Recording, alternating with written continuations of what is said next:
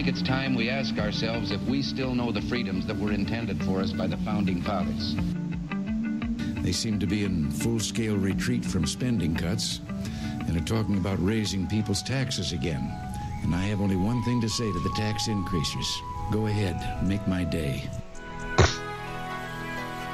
If we lose freedom here, there's no place to escape to. This is the last stand on earth. Those who would trade our freedom for security have embarked on this downward course. Whether we believe in our capacity for self-government or whether we abandon the American Revolution and confess that a little intellectual elite in a far distant capital can plan our lives for us better than we can plan them ourselves. Conduit News Radio with Paul Harrell is on now. All right, ladies and gentlemen, welcome to the program. Thank you so much for being with us. You have found the intersection of conservative ideas and reality where we are building a liberty machine, and we cannot do it without you listening. We cannot do it without you out there every day telling your friends about what you hear on this program and disseminating the information for yourself.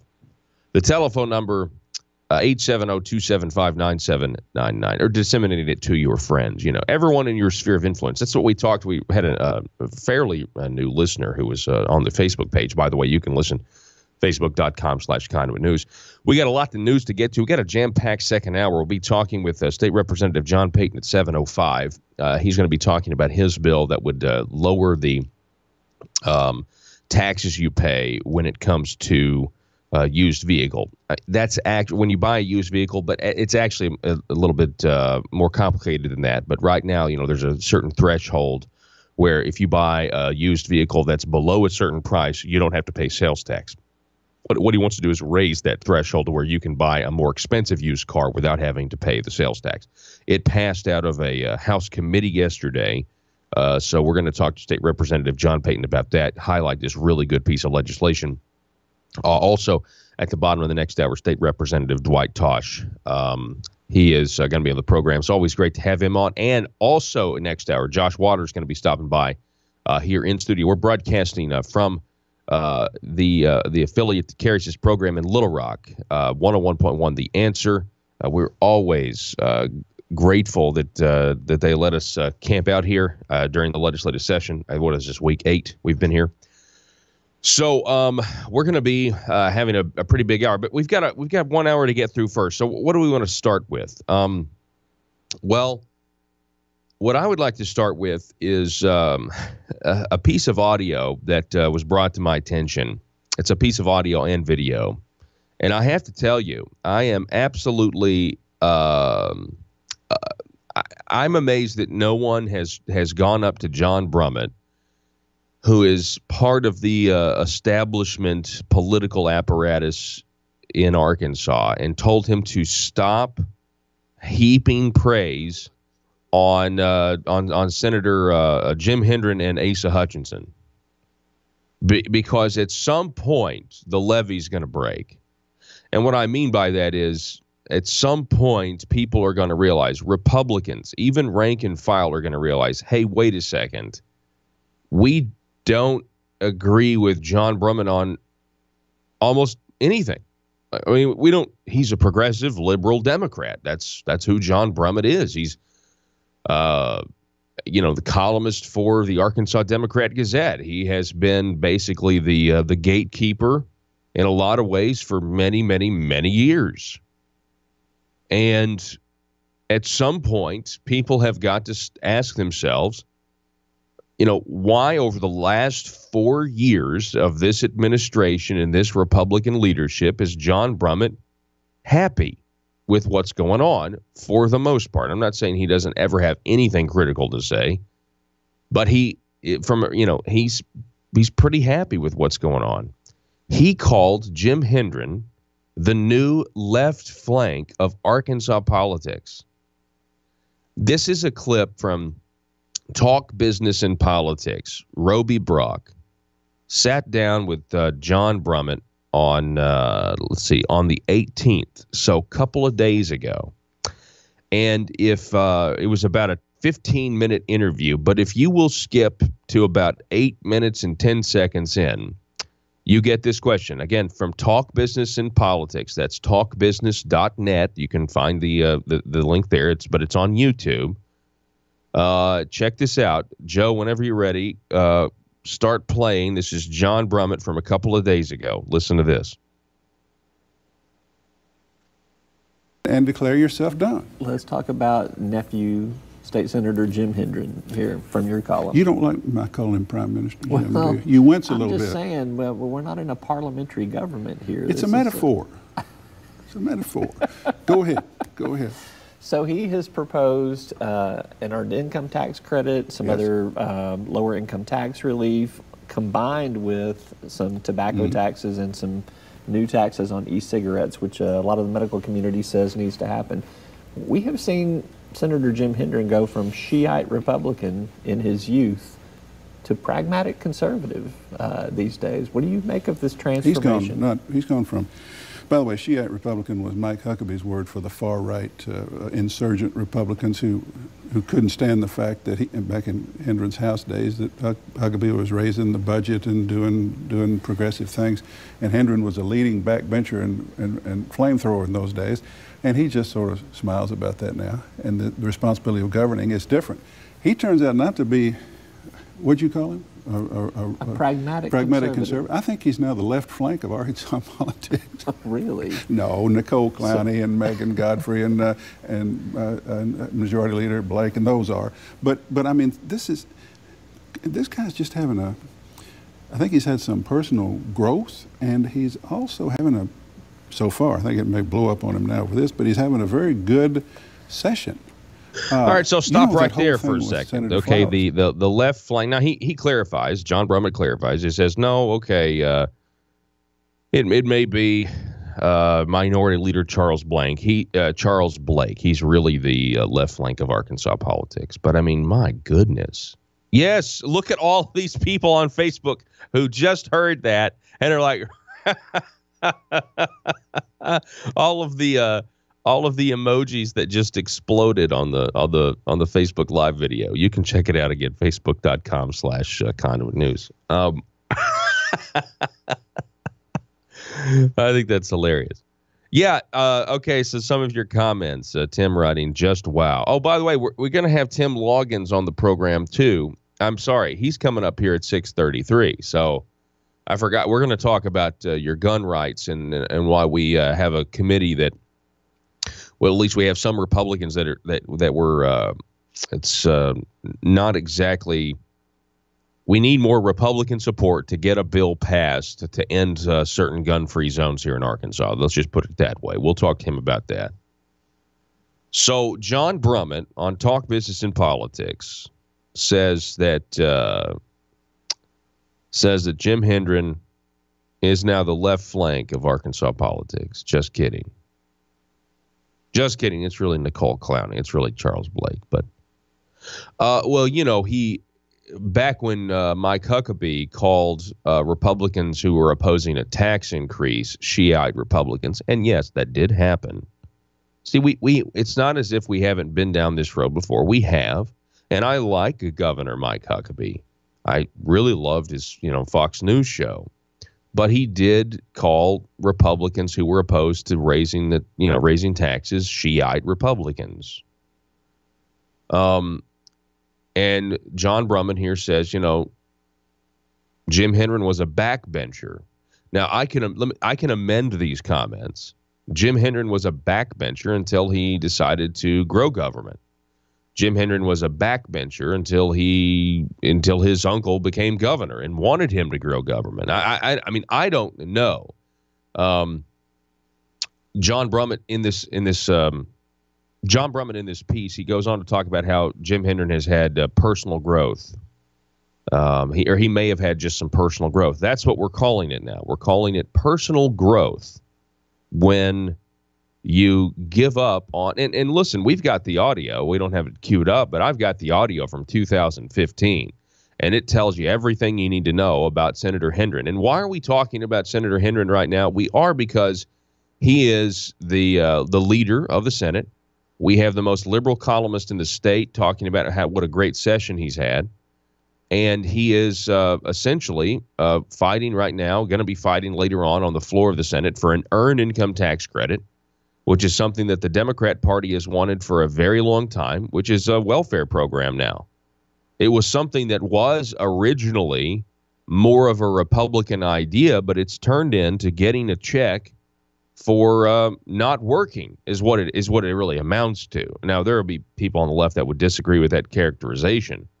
But I would reference you to the Conduit for Action piece about the redistribution of wealth and what this is. But I'm surprised here. You say what you want about John Brumman. I mean, I disagree with him politically, but he has always been one to observe what is happening. He was the one guy. John Brumman was the one guy that laughed at Republicans when they tried to say that that back in 2013 that Medicaid expansion wasn't Obamacare. He came in and said, well, of course it's Obamacare, but now he did also say I'm okay with them going back home and lying to their constituents. Now, he didn't use the exact word lie, but he said, if they have to say whatever they have to say to get this passed, if they have to go back home and say whatever it is they need to say, if they want to say this is not Obamacare when in fact it is Obamacare, that's almost an exact quote, by the way, from my memory, then that's fine. But in 2015, Senator Jim Hendren in the basement of the Capitol said when we were the minority, meaning the backbencher that Brummett's talking about here, when we were the minority, it didn't really matter what we filed because it wasn't going to pass. It's a different situation down here today, and we have an opportunity to make real change and pass legislation and do things. We also have the opportunity to screw it completely up and get the blame for it. This was his excuse to a room full of conservatives as to why we couldn't roll back Medicaid expansion.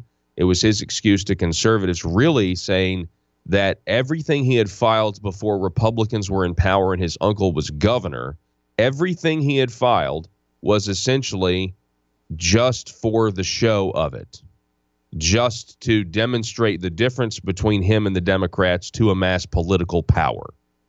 Now, I don't believe everything he filed did that. That's ridiculous. But he's making an observation that when the left was going to get their way anyway, when the Democrats were in power in this state anyway, they would file something that would get the base excited, saying we have the alternative, but they didn't really have to think the policy through. They didn't really believe in the ideas of limited government. They didn't really believe in the ideas. Folks, I want you to say they are passing massive amounts of money down there, and without any debate. They raised the age to buy tobacco yesterday from 18 to 21. Now, some of you out there might think that that's fantastic to raise the age of tobacco from 18 to 21 because you don't like smoking. But I can promise you this. When you turn 18 and you get the right to vote and you walk into a convenience store because nobody knows about this and you're going to try to buy a pack of cigarettes and they're going to tell you no, there's going to be a lot of angry 18 and 19 and 20-year-olds out there. There's probably going to be a lot of 19 and 20-year-olds right now who legally can buy. Now, they're going to say, well, we're phasing it in. Okay, that's fine. You phase it in because you don't want the backlash. Because fundamentally, what you did yesterday in the Arkansas Senate, removing or raising the tobacco age, is you took away people's freedoms, and you used funding for cancer research at UAMS that was in the bill to get people to do it. And there's not a soul out there who voted for an Arkansas Republican that did so that you could raise the age to buy tobacco from 18 to 21. There's not any Republican person that goes to any Republican committee meeting where that was their number one issue. Oh, my gosh, we got all these 18-year-olds smoking cigarettes. The world is going to end. And yet somehow you guys contort your thinking into taking away an 18-year-old's freedom to buy tobacco. Oh, it's okay, Paul, because we put the it's okay, Paul. If you go into the military, you get your right back. Oh, okay. So if you go into the military, I can smoke again if I'm 18. Okay, thanks for giving me my freedom back if I serve in the military. Appreciate that. These people are governing without any principles. I want to be clear here. They are governing with inconsistency because they're not governing by their principles. And unfortunately, I have come to believe that most of the legislature, most, not all, but most, are going to follow whoever is in charge, are going to follow whoever has been put in charge. And that's the reality that we live in right now. Can you believe, though? Can you believe that we have John Brummett saying that the Republican president pro temp of the Arkansas Senate is the new left flank in Arkansas politics? On TV, on Talk Business and Politics. Can you believe that? What does the Arkansas Senate do with that piece? Is there anybody in the Arkansas Senate who's maybe, in the middle, who's a Republican, that says, hey, wait a minute, what's going on here? Is there anybody that has second thoughts? Is there anybody that wishes they would have voted with those who voted for Representative Hickey instead? I'm sorry, Senator Hickey. Wasn't he the one? I think he was the one that was competing for. There were two candidates to be the leader of the Republicans in the Arkansas Senate. Anyway, this whole thing is Jackie on Facebook. Yep, Jim Hendren is the piped piper. Yeah, he is, and he just and he's leading people towards an earned income tax credit. Are you kidding me? An earned income tax credit. Folks, the Democrat Party in Arkansas is shrinking, and you're going to give them the policy victory they've been wanting and have failed to get the last two sessions? That doesn't make any sense. And people just continue to go, they're going to pass this thing on the Senate floor today because they got all the Democrats supporting it. We have the leading liberal columnist comparing Senator Jim Hendren to Representatives Clowney and Charles Blake, who are big Democrats. And you know what? I don't expect anything to change. I just had to get this off my chest. This is one of those times where the radio show for me is actually therapy. I say what I say. You guys listen to it. I'm sorry if you get angry by it, but we have a government right now that does not reflect the will of the voters, the will of the people, the Republican Party platform. It simply does not. And they're going to message to you like it was perfect. They're going to message to you like they've governed the way Barry Goldwater and Rand Paul would have. If Barry Goldwater and Rand Paul had a baby, that's what we just gave you. That's how they're going to message this. But that's not at all the case. Folks, we're going to take a break here, going to reset. Sound off. Let me know what you think. 870-275-9799. Back in a minute.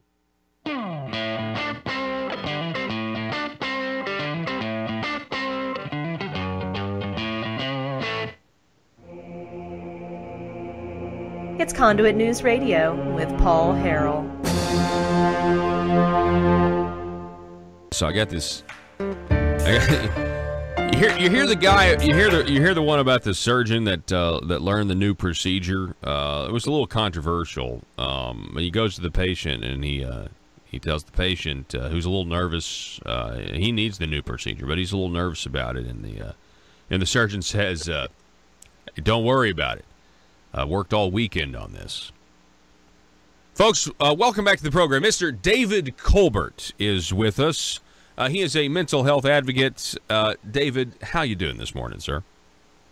Paul, I got a cold over the weekend, and I've been fighting off the, what do you call that?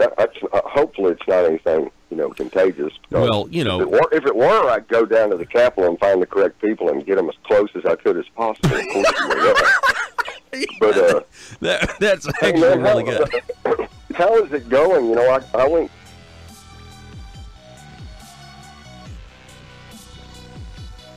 Need your daily news fix? Don't forget to tune in to Conduit News Radio with Paul Harrell. All right, so welcome back to the program. We're going to be back in our home studio tomorrow because the Senate and the House are going to adjourn for spring break temporarily. They're going to recess for spring break, so they're not going to meet on Thursday. So we will be back in our normal studios on Thursday. Folks, I said that, is there anyone going to speak out? Listen to this. I couldn't believe this. There is an editorial in the Arkansas Democrat-Gazette yesterday rebuking Asa's Arkansas. The headline, Arkansas versus Tennessee, more important than an SEC football matchup. The Arkansas Democrat-Gazette editorial, quote, news came Saturday that the University of Tennessee is going to offer free college tuition for students whose families make less than $50,000 a year. Tennessee had already made community college tuition free. It's hard to count all the things that Tennessee is doing right. The state has no state income tax, which helps attract lots of people and jobs. Look at all the auto assembly jobs Tennessee has attracted over the years, and what the most recent one, Volkswagen, has done for the city of Chattanooga. Tennessee has been far more proactive than most states with K-12 education initiatives. It competed aggressively in the race to the top national funding. Our neighbors have taken all their failing schools and put them into a special school district to get intensive support. Nashville is a boom town. Construction cranes can be seen all over Memphis, and Chattanooga and Knoxville are growing and prospering. It's hard to keep people out of a state when you don't have an income tax and you have very good governance. Meanwhile, in Arkansas, in the Legion of Doom, in Arkansas, we're discussing whether to raise $100 million of tax revenues on cigarettes and e-cigarettes and give lower-income people an earned income tax credit, i.e. cash, even if they don't pay income taxes.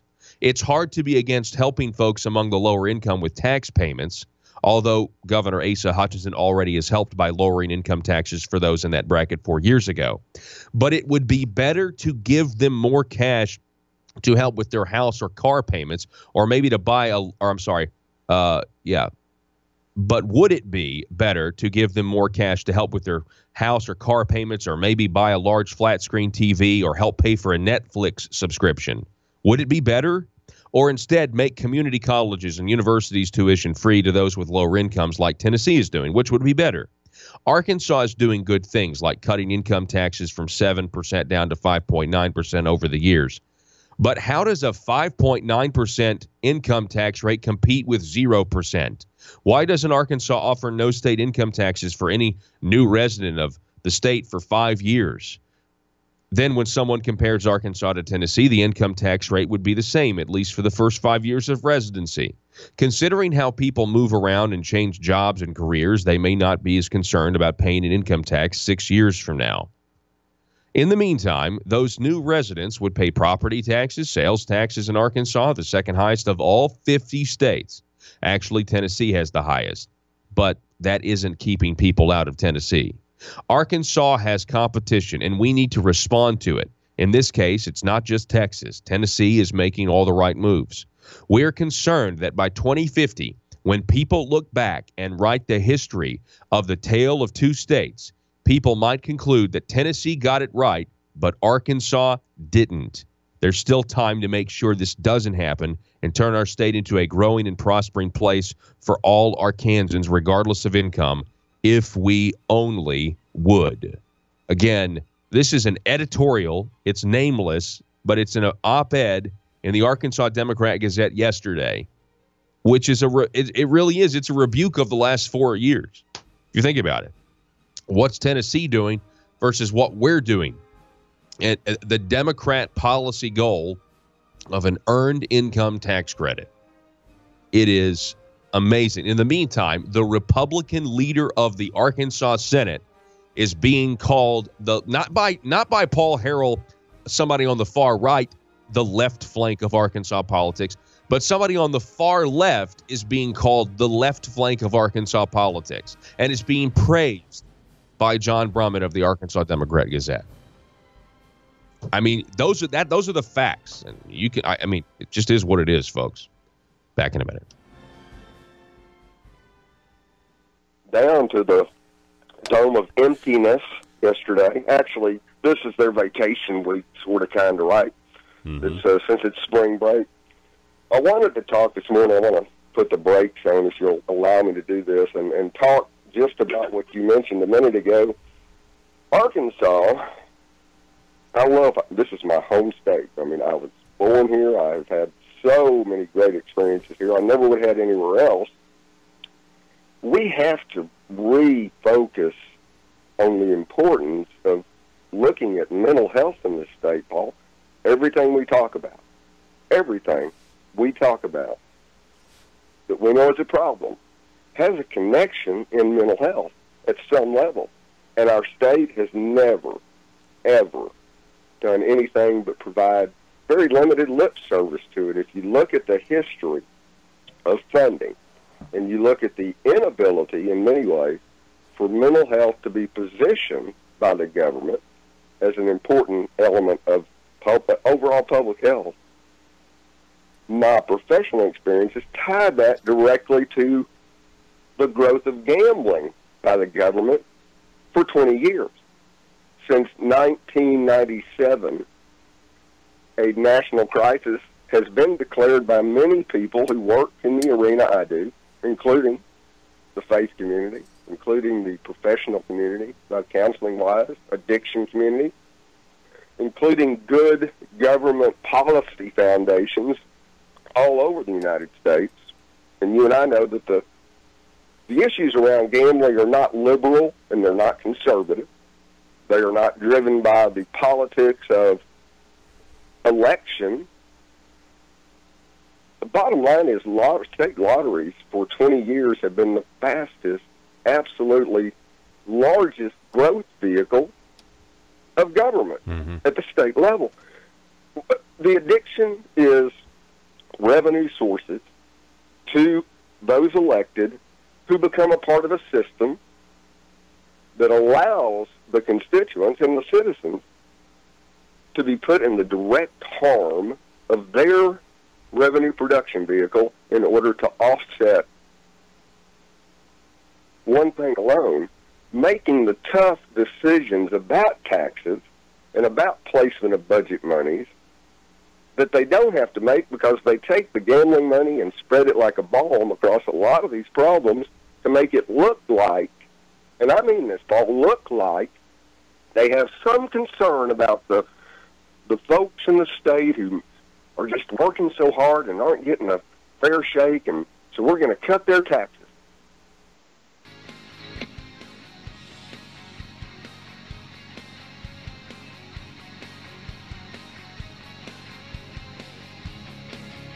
The intersection of conservative ideas and reality.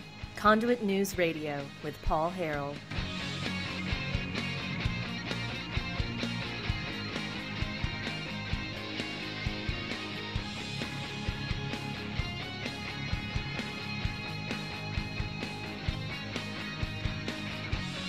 All right, here we are, folks. Welcome back to the program. Thanks so much for being with us. 870-275-9799. We're going to get right to it. The Patriots of Act 746. They are on a mission to educate the people of Arkansas about your Second Amendment rights. They are a grassroots organizations. They have they are a grassroots organization. They have meetings all across the state. They reach out to legislators. They let them know what's going on. They educate legislators as well as private citizens about the idea that Arkansas is a constitutional carry state. They care about liberty. You don't need a permit to carry open or concealed in the state of Arkansas, and that's because of the work they've done. What they've been saying for 5 years was then validated in a circuit court case. We have a resolution that passed out of the House earlier this session clarifying that Arkansas is a constitutional carry state, citing the circuit court decision. Here to join us, talk more about the Patriots Fact 746. We have Mr. Tim Loggins is back with us. Tim, how are you? Good morning, sir. I'm doing great, Paul. Good morning to you, sir, and good morning, Arkansas. That's right. So, Tim, 1694, everybody was getting amped up for this bill yesterday in House Judiciary. State Representative Richard Womack trying to eliminate gun-free zones in Arkansas. Of course, that's where the mass slaughter happens for crazy people that want to enact their sick fantasies and murder everybody. This bill did not run. It was pulled for lack of Republican support. What can you tell us about that?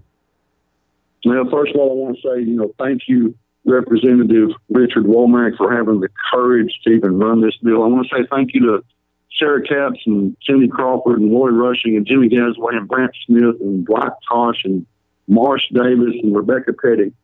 Those are the Republicans that stood up to their principles. They supported this bill, and I want to say thank you to them. We were a vote or two short going into it. We had 5 Republicans that just would not get on board with it for whatever reason, and we couldn't run it at this time. It's not dead, but we had 5 Republicans that weren't on board with eliminating gun-free zones.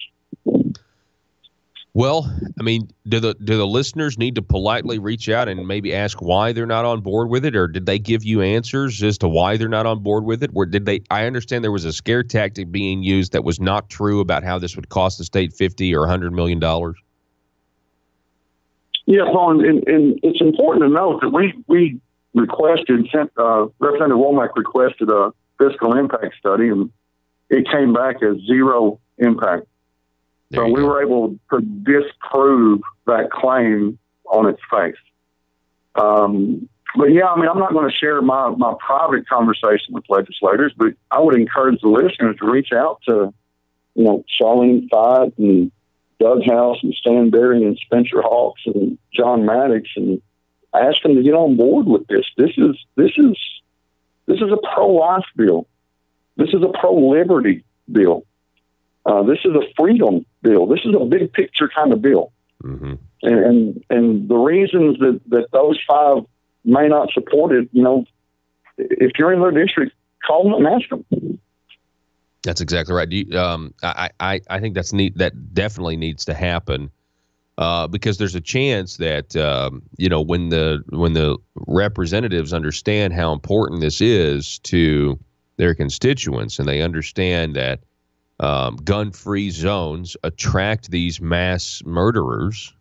The very fact that you get it in the headline a lot of times, for those that are going to meticulously plan, they're not going to go to these places because they're going to realize, Arkansas has more freedom than other people, and there's probably going to be people there that are going to put down my little insurrection a lot quicker because they're allowed to carry guns and protect themselves. Paul, this bill starts with the premise that we have an inalienable right to defend our lives. And that's right in the Arkansas Constitution, right? Article 2, Section 2, Article 2, Section 5, and Article 2, Section 29. Mm-hmm. It's clearly unconstitutional, the laws that we currently have.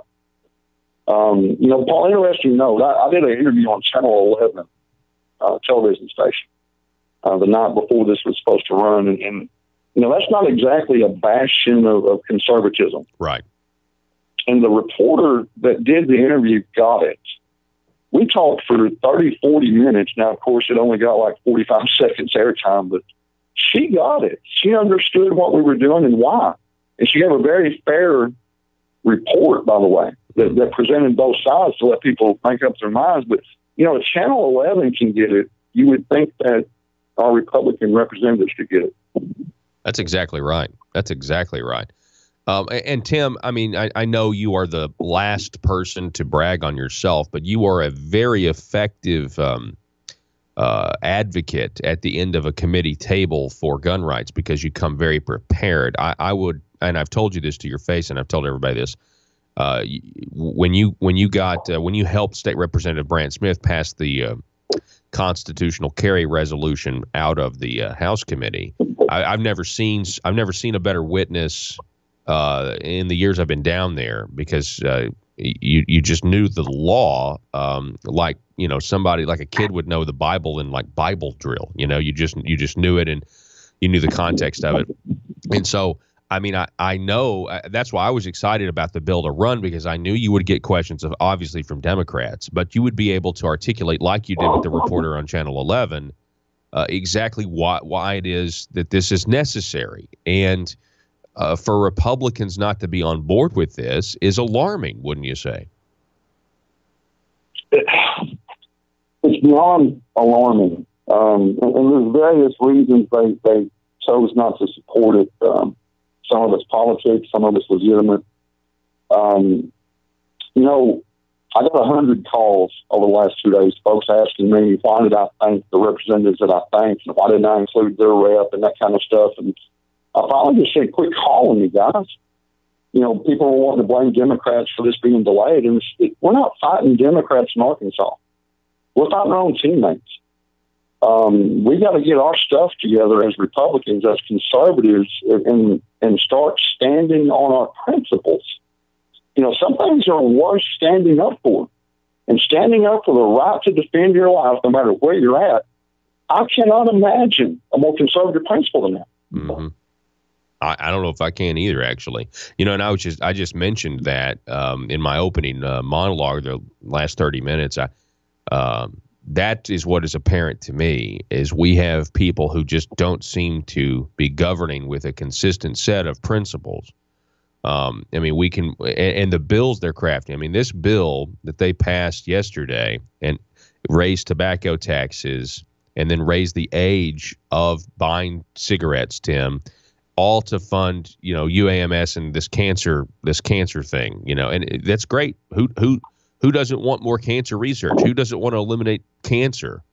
But you see what they do? They create these things in the bill. Like, oh, well, I'm for that, but I'm not for. And I don't know why they do this. Like, why would a supermajority Republican state craft legislation like this? But I know that's not your purview. But I mean, it comes back to this idea of principles. Not only do we need to govern by principles, we need to write legislation according to principles and make these votes easier.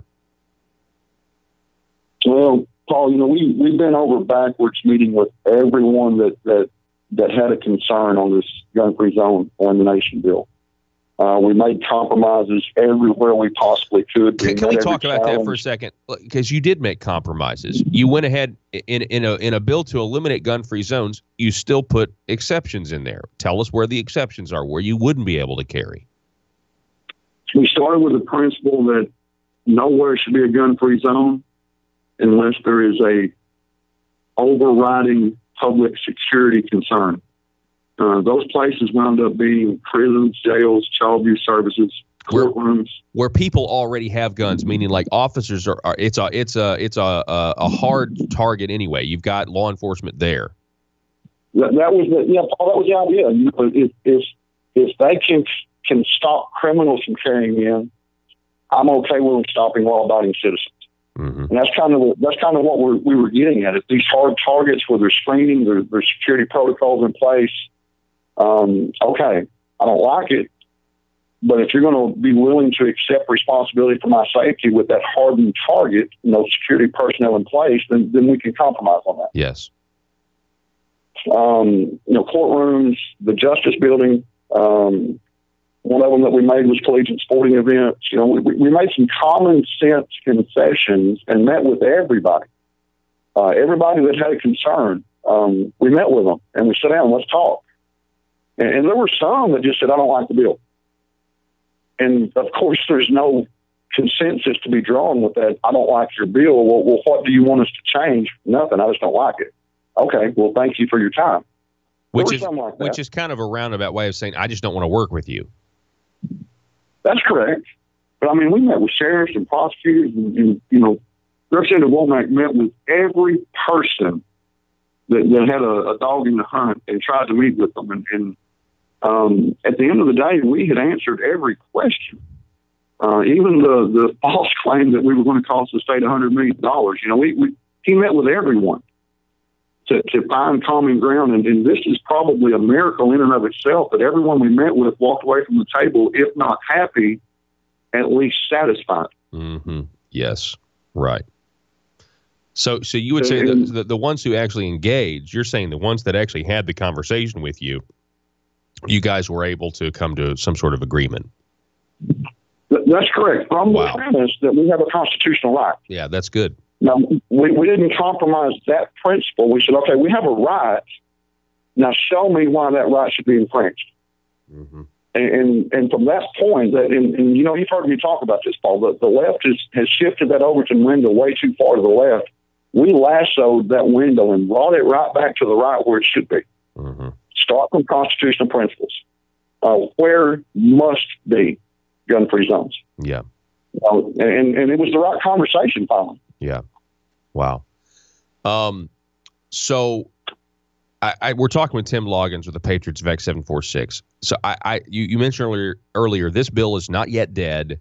There's still time. And so I'm going to be monitoring it, Tim. I know you guys are doing work and stuff behind the scenes, and so we'll leave it at that for now. But I just want to say thank you for trying. Thank you for engaging with these officials and again, doing what Patriots has been doing, educating them as to the benefits of liberty. I think that's great. Now, I want to know, in Harrisburg, Arkansas, last Saturday, you guys had a meeting, and a Patriots of X746 meeting with the Northeast Arkansas chapter. I understand Senator Dave Wallace was in attendance. State Representative Dwight Tosh was there. Dwight's going to be on this program coming up at 7:30 this morning. And Representative Dan Sullivan was there as well. So you had a few legislators turn out. Paul, that's one thing I want to say. Thank you to legislators of Northeast Arkansas. They continue to engage with us. They continue to come. I was so proud of Senator Wallace. He asked questions. He talked about his record and his beliefs, and then he asked questions. What's the law say? What does it need to say? He was asking the right questions. Dwight Tosh, I've known Dwight 20 years.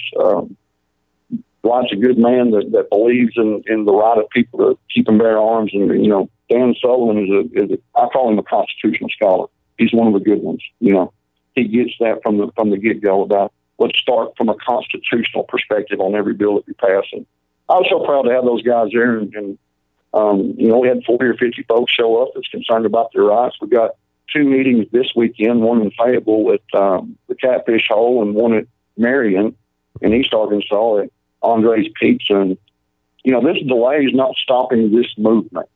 This delay is temporary. We are starting this conversation. We're going to continue this conversation. We won't be silent. You don't need a permit in Arkansas to carry a weapon. We have absolute inalienable rights in Arkansas. It's guaranteed by our Constitution. And we're going to continue waking folks up and getting them up off the couch. Mm-hmm. So Chris Ann Hall as well, the Arkansas Liberty Coalition, is going to be bringing in Chris Ann Hall. I know it's kind of a long ways away, but she's coming back to Arkansas in October, right? Yeah, Paul, think about this. Chris Ann Hall is going to be at the state capitol speaking from the rotunda about how states need to take back the government from the federal government about state sovereignty, state rights, and how we get control of this monster that we've created. She's going to be talking to lawmakers. Mm-hmm. How cool is that? It is pretty cool, and especially because I've now seen in person her presentations, and how you can't really argue with them because they're not her opinion. They are based in just so much I've never seen a presentation that is so bathed in historical fact by using the words of the people who were living at the time the events took place, at the founding of the country. This is coming. I mean, I've seen David Barton, several times in person, and David Barton of Wall Builders is fantastic at giving historical lectures. He's great. He's fantastic. He's one of the best that you'll ever see. Chris Ann Hall, with respect to David Barton, was better, and she just was. And I just love how committed she is to liberty. It was great. I mean, and she toured all over Arkansas last month, and she's coming back in October. And I hope every lawmaker would at least turn out and hear what she has to say, because it's pretty fantastic.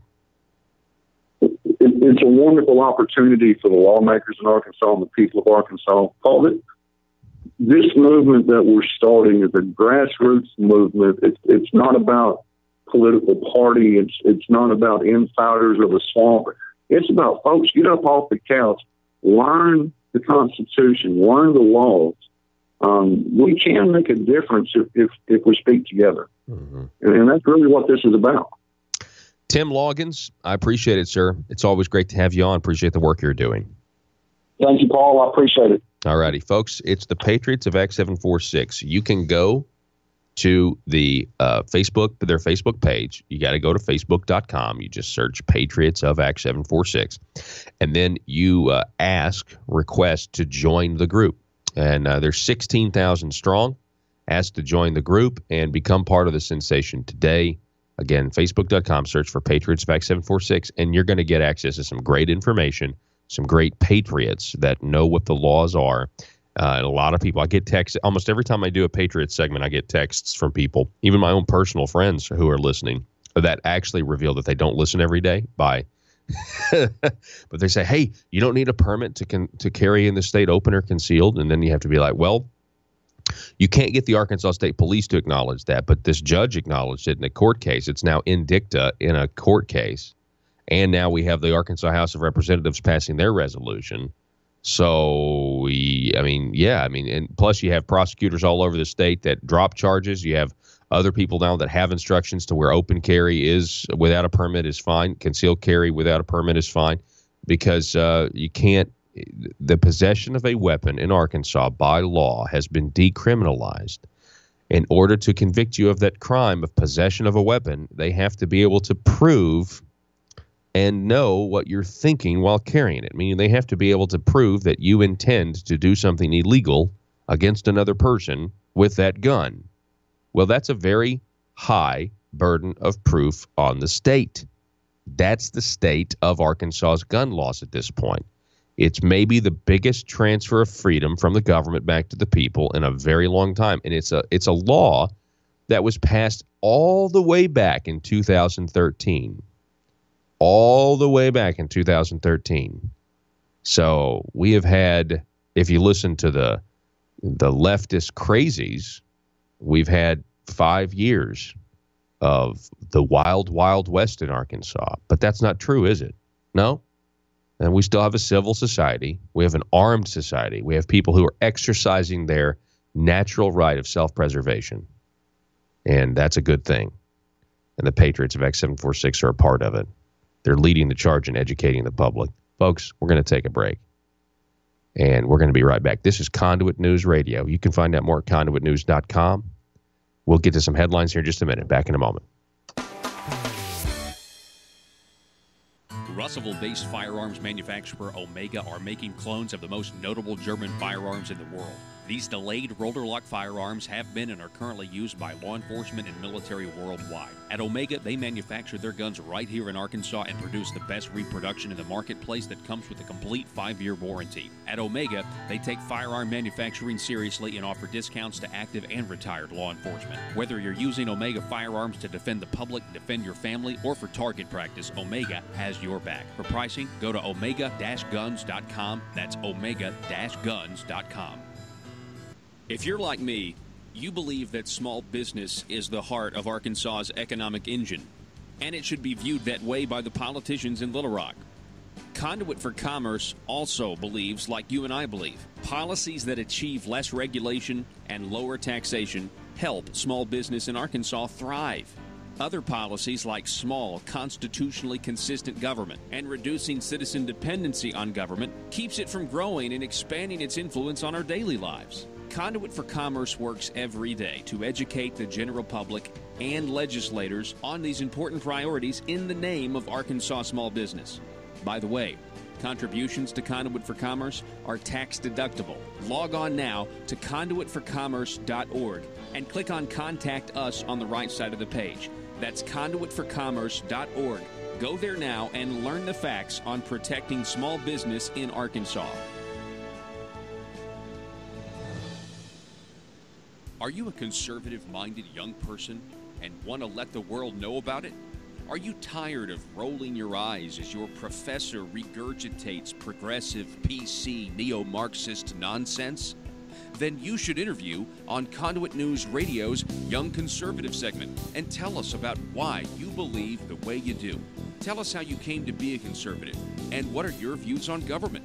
Now, if you're worried that your neo-Marxist professor may also be a right-wing talk radio listening masochist, then names can be changed to protect the innocent.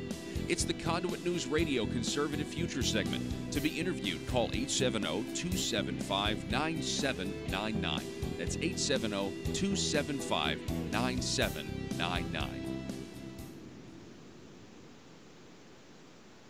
Well, if you cut the taxes on the people already struggling, and you spend millions and millions of dollars for a decade now ingraining them to participate in a state-only operated gambling, I guess I get frustrated because I see this so clearly, and I think you and I agree with this. Personally, we've talked about it.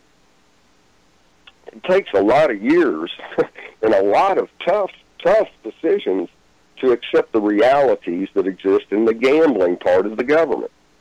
It is so overwhelmingly wrong and makes so much money that people bury it, and they bury it very effectively. Here in our state, it's been, we're a poster child for this. I'm surprised. I'm hurt, actually. But I believe we'll see some changes. We have to. You think there's legislation? Well, these are exposing the truth and everything the Marble Palace establishment keep trying to cover up. It's Conduit News Radio with Paul Harrell.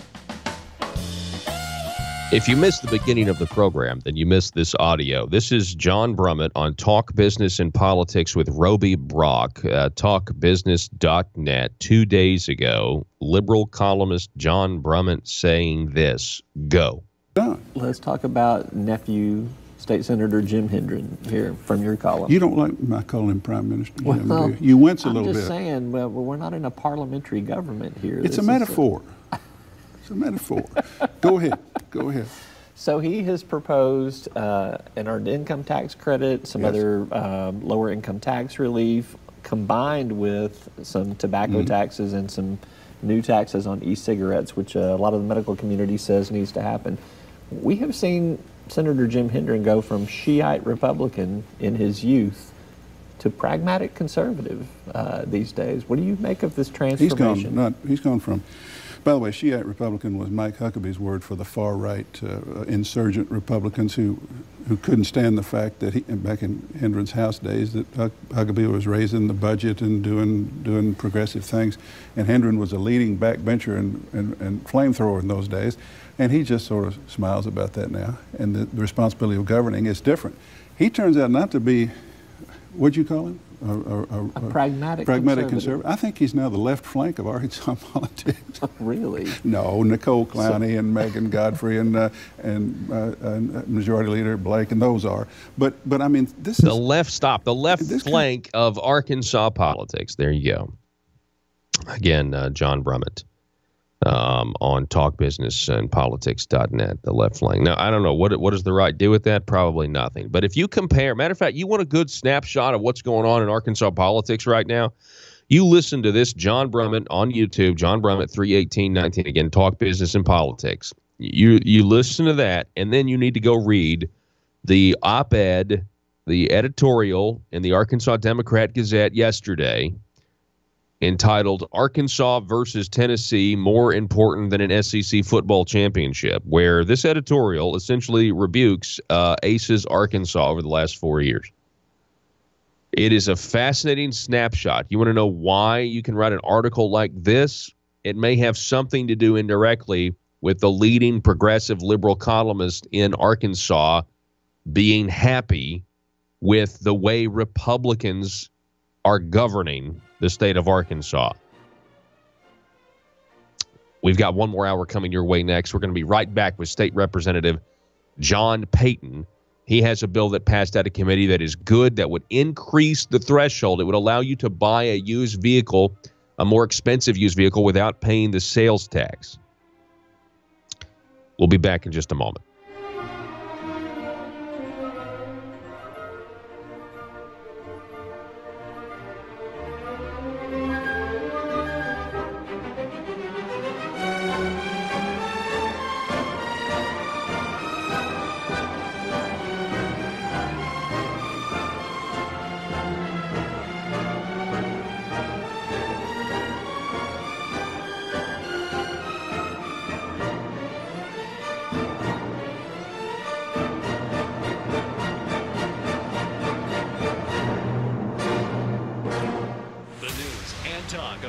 Arkansas. This is News Talk 101.3 FM and 12:30 AM KBTM, Jonesboro, an EAB radio station.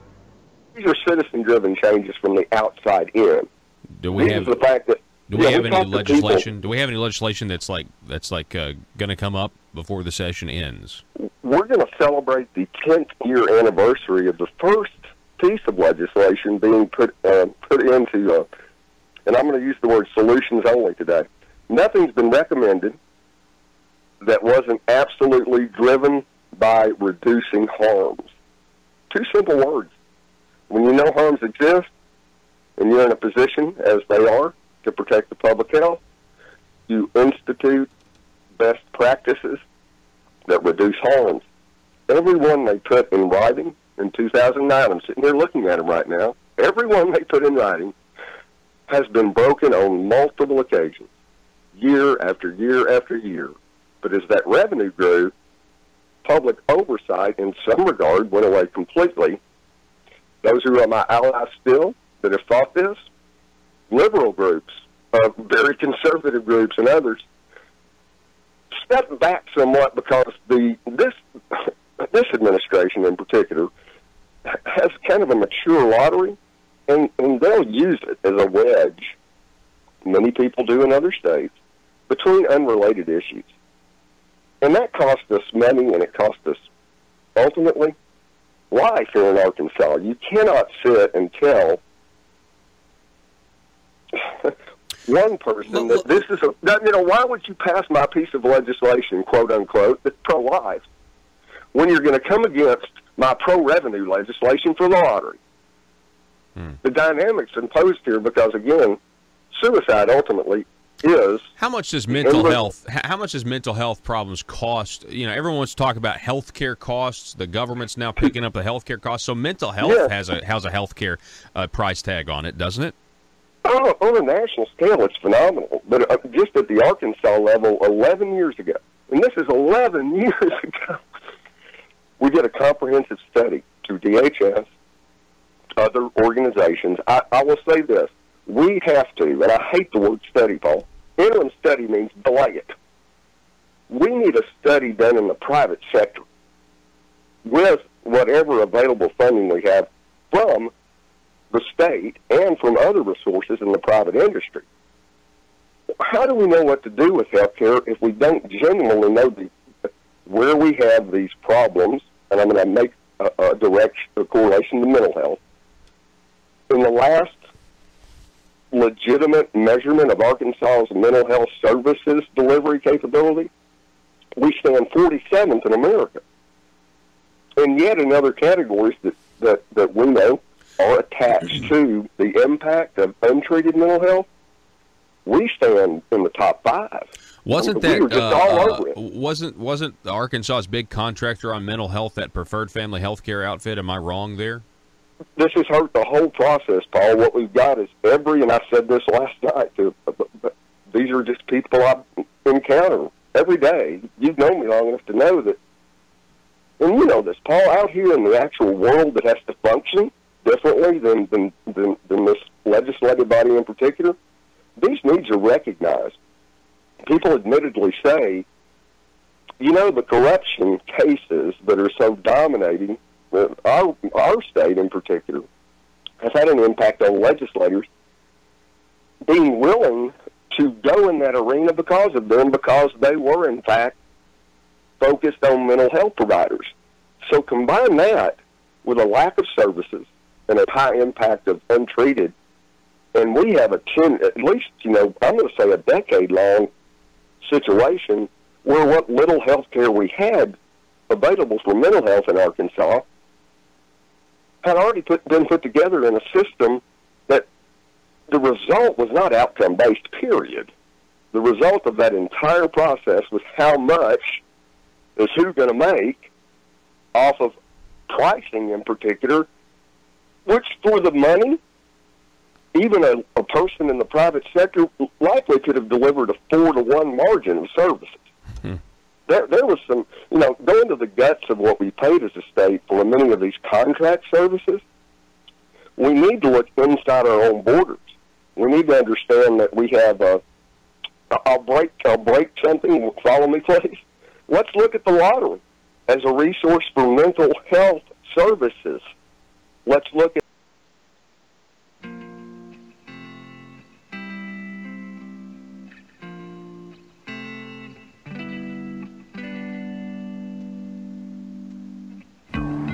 I think it's time we ask ourselves if we still know the freedoms that were intended for us by the Founding Fathers. They seem to be in full-scale retreat from spending cuts and are talking about raising people's taxes again. And I have only one thing to say to the tax increasers. Go ahead, make my day. If we lose freedom here, there's no place to escape to. This is the last stand on earth. Those who would trade our freedom for security have embarked on this downward course. Whether we believe in our capacity for self-government or whether we abandon the American Revolution and confess that a little intellectual elite in a far distant capital can plan our lives for us better than we can plan them ourselves. Conduit News Radio with Paul Harrell is on now. All right, ladies and gentlemen, welcome hour number 2. Thank you so much for being with us today. The phone number 870-275-9799, broadcasting across Arkansas on terrific stations. We really appreciate everybody who's out there listening, but we're also broadcasting on our YouTube channel. Go to Conduit News, subscribe, and click the bell to receive notifications, as well as over at facebook.com/Conduit News. We are in the middle of our coverage of the 92nd General Assembly. There was a bill that passed out of committee yesterday. This bill would increase the threshold for buying a used vehicle, the price of a used vehicle, and not having to pay the tax, sales tax on a used vehicle. Meaning, right now it's lower than one sponsor, State Representative John Payton, would want it to be. So this would be a big, huge tax relief for the people out there shopping for used vehicles. The sponsor, State Representative John Payton, joins me on the phone now. John, good morning to you. Good morning. How you doing today? Man, I'm doing fantastic. I know we've had you on to talk about the idea behind this legislation before. It's good to see this bill getting some movement and getting out of committee yesterday. It is. I really appreciate you having me on this morning. So we did advance it in committee. It'll be on the House floor. We have 82 House co-sponsors, so we should have plenty of votes to get it through the House, and then they'll head over to the Senate. And of course, it's bringing relief. The biggest obstacle we faced is this is not a revenue neutral bill. It actually has a cost. It's going to cut revenue by $12 million. And so they're asking me, how we're going to pay for it, which is a lot of people's, favorite phrase on cutting taxes. But revenue growth has been robust. From 17 to 18, it was $168 million revenue growth. And over the last 8 years, it's averaged over $100 million a year. So I'm telling them that we're going to pay for it out of revenue growth. And so that's the biggest hurdle we face, and we need people contacting their senators, because it just, we tax used cars over and over and over again, and this stops when they reach a value below $7,500. But for the most part, that means that the car's already been taxed 3 or 4 times, Mm-hmm. So your bill would raise the threshold from where to where? So currently, when a vehicle reaches a value below $4,000, then we don't tax it. This would raise that to $7,500. So the FNA's estimated revenue impact is $12 million. State Representative Payton, this entire session, I feel like, has been, I guess, one of the default positions of some is that there is absolutely no way to absorb a tax cut without raising a tax somewhere else. I really don't know how we fell into that mindset, but that's the truth. I mean,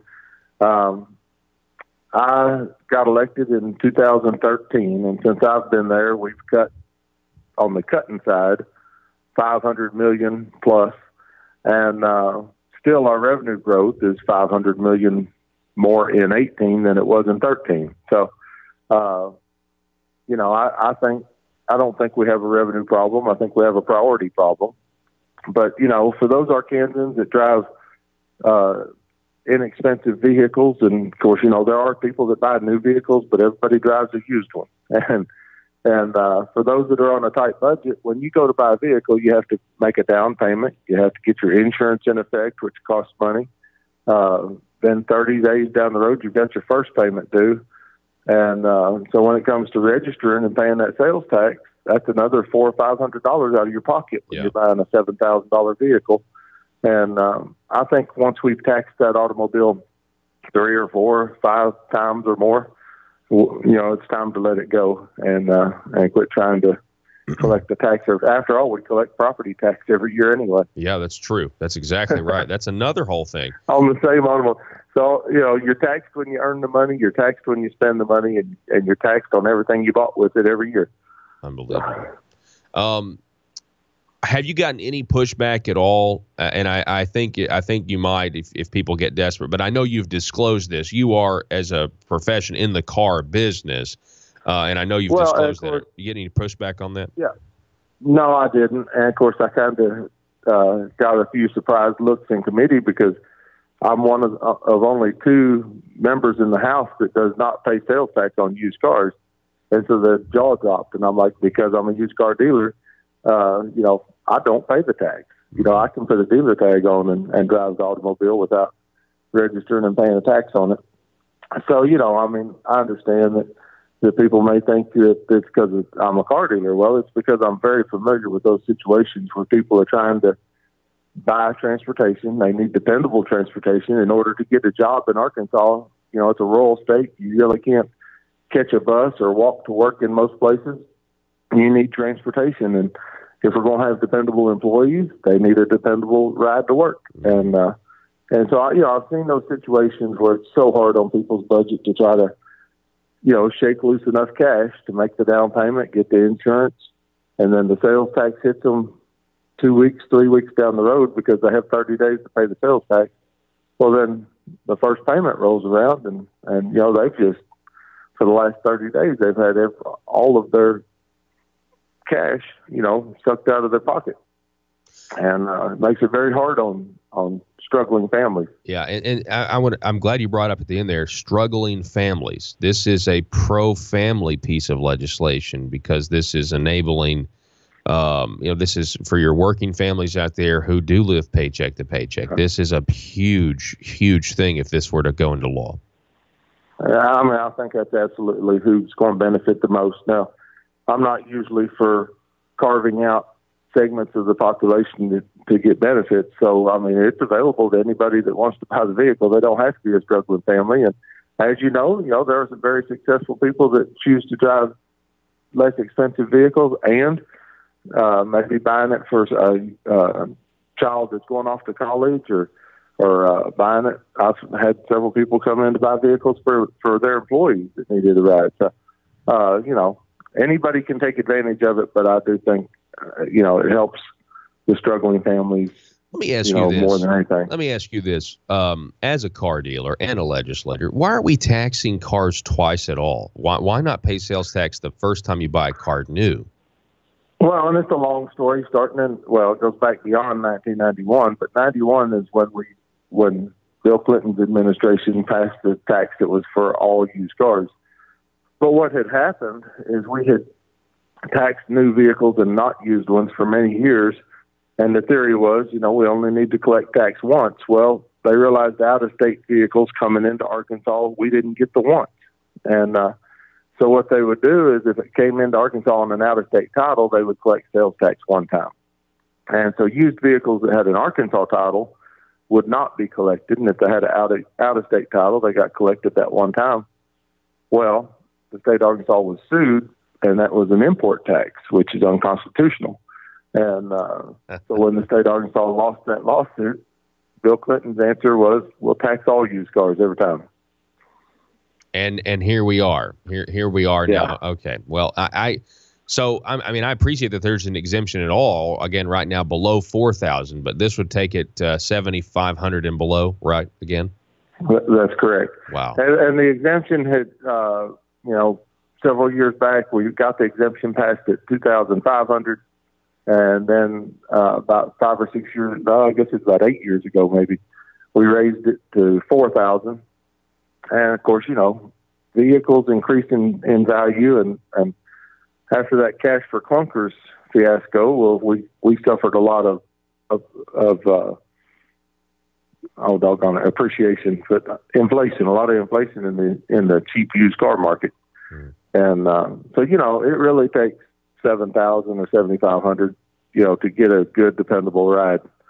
And I think people trying to get on their feet and get a new job or whatever, they need dependable transportation. Absolutely. Again, we're talking with State Representative John Payton. This is a great piece of legislation. You need to call your senators, because this is with 83 co-sponsors in the House, this is going to sail through. You need to call your senators and you need to tell them, hey, we want you to pass this piece of legislation. We know it's going to cost $12 million. We can absorb that. Now, on that note, Representative Payton, when it came to the highway funding bill, there were tax increases, straight up or down tax increases that raised the cost of gas at the pump for the people, as well as referring a constitutional amendment to keep a half-cent sales tax that's set to expire. Now, you went to the floor, I believe, to speak against it, and you just basically said, we don't need to be doing this because we've had $500 million of revenue growth in a very short amount of time, and we could just use the increase in revenue that we're already getting from the people to pay for our roads. But that kind of fell on deaf ears, didn't it? It did. And, of course, like I said, I got elected in 2013, and there was a proposal that year by John.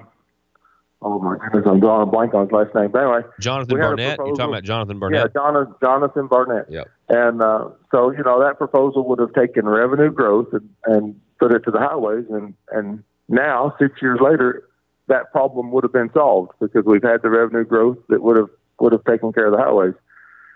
But it was, rejected. And I was just trying to make the point using these same numbers about revenue growth.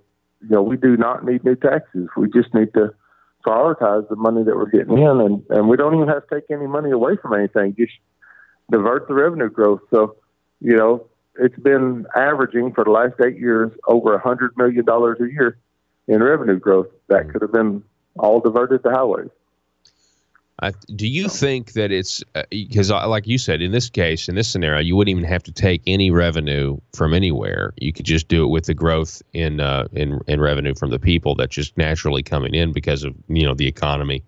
Do you think though that there are places? I mean, right now, I think it's interesting that there hasn't really been anything proposed about maybe cutting 1% from each, agency. Is that true? Is there really nowhere in state government? Are we really expected to believe there's nowhere where there's fat to be trimmed? I just cannot believe that anybody believes that. There are some people that argue it, but anybody that has run a business or a budget, you pretty much know that you have some low trees in there that you could trim to achieve 1% or more. And then the bigger the budget is, the more opportunity you probably have to find that. And so obviously I believe there are efficiencies that could be found. It takes desire to do that. Mm-hmm. And in many cases, the desire to be friendly and not make waves overrides the desire to cut those budgets. So I got one more question, and I know we weren't scheduled to talk about this, but I did text you privately about it. Charles Blake has this bill that would, redesignate one star on the Arkansas flag from the Confederacy to Native American tribes, I think. I got a tweet I'm looking at from Jesse Tenur that Charles Blake added bipartisan co-sponsors, Republican Jimmy Gasway and Senator Breann Davis, now on board with this plan to redesignate the star. I know this failed at a committee. It's a committee that you're on miserably. Do you think this has a chance of now passing? Well, I've not heard anything my colleagues in that committee that would give me the indication that it's gained any votes. And, we listened to the arguments for a little over an hour, and it only received, I think it was 4 or 5 yes votes out of a committee of 20. And so, we actually made a motion to table it rather than spend another hour because our agenda is quite long and there's bills that have not been heard. And so we were able to table it. Well, he filed another one that's very similar. And I don't know if it's going to come up to be heard in the next day or two, but as far as my communications with other committee members, I don't know where he's gained any votes yet. Interesting. To pass that. Well, to me, I kind of feel like I feel like the editing of history is very similar to taking down Confederate statues. I just don't know what that would accomplish in terms of solving. Well, and for me, it doesn't matter whether it's Confederate or what it is, religious in nature. But when generations before us set up a memorial to be honored, I feel like we have an obligation to do that. 3 or 4 generations from now, they may not agree with all of our thoughts and insight, but they should respect something if we set up a memorial. I don't know. Sometimes, you can take a memorial that may be to somebody is very negative and use it as a learning experience, just like the Holocaust. Mm-hmm. People look back at that and say, never again, we're not going to do that. So just because it's a memorial that has to do with Civil War and a time in our country where we were so divided and came to war over it, I mean, doesn't matter which side you're on. You really should not ignore that point in history and all the things that divided us and brought us to that point. Because, I mean, literally today we have issues that are dividing us as much as the issues of that day did. And we need to learn those lessons from the past of how to learn to disagree without dividing our country. Because, in the world's environment today, if we had a civil war and were divided like that, both sides would lose because we'd lose our country to foreign forces. Yeah. State Representative John Payton, it's always great to have you on, sir. I really appreciate the work you're doing, especially on this bill that would give tax relief to a lot of people who are looking to buy used vehicles. Thank you, Paul. Appreciate you having me on. Have a great day, sir. Folks, it's State Representative John Payton. Again, his bill that would raise the threshold from right below $4,000 to $7,500. So if you were in the market for a used car, right now the law says if it's less than $4,000, you don't have to pay sales tax. Well, that's not too. You're not going to get a very good car for that amount of money. But for $7,500 or less, that's a pretty good deal. No sales tax on a car that you pay $7,500 for. Okay, and this is now passed the House committee. It's got 80 co-sponsors. It's going to basically guaranteed to move on to the Senate, which means you need to be contacting your senators and you need to be asking them. Yes, it has a price tag of $12 million, but we keep increasing spending in this state. $133 million one year, $140 the next, $160 the next, $170 after that. That's the record of the last 4 years of how much we have increased spending from one year to the next. It's $500 million. So surely we can afford $12 million to give tax relief to people who are out there in that used car market. Folks, we're going to take a break. We got a jam-packed show for you the rest of the show. We got State Representative Dwight Tosh coming up at 7:33, and then Josh Waters will also be in that half hour. Don't go anywhere. That revenue that we say, quote unquote, is for the kids being dedicated to mental health services at the local community level. We can take a % of that money. You mentioned that there's all these regulations trying to regulate gambling in this state, and well, there are none, Paul. Okay, well then what were you talking about earlier from 2009? The 2008 study. The 2008 study, by the way, was about $1.9 to $2.1 billion a year in the state of Arkansas. We were losing directly to mental health. So I guess I want to know is, I know they've used kids in advertisements with no consequences. Tell us about that. Well, but television is the dominant tool of marketing for all state lotteries. They, in fact, dominate not only the actual schedules. I'll go back to this. I was, again, Bob Maloney here with a developing story from ASA News, The Parrot. China is coming to Arkansas. We go live to the press conference where the Communist Chinese executive is addressing Arkansans for the first time. Let's listen into the translator. On behalf of the government of the People's Republic of China, we invite you to come and visit the newest named city in Arkansas, China, Delphia. We are very pleased to own an American city. Our communist government is proud to do business with the mediocre state of Arkansas. We are happy to take your money and your trees and send the profits back home. The Communist government of China was pleased to learn the taxpayers of Arkansas are excited to contribute their money with the hope, if you build it, one day jobs will come. We are excited to take your fields of capitalism and turn them into fields of communism, where every Arkansan has nightly dreams of Mao. China is looking forward to our investment of $1 billion in what is now called Arkansas. We see this as an investment in our future, and that future will be called New Beijing.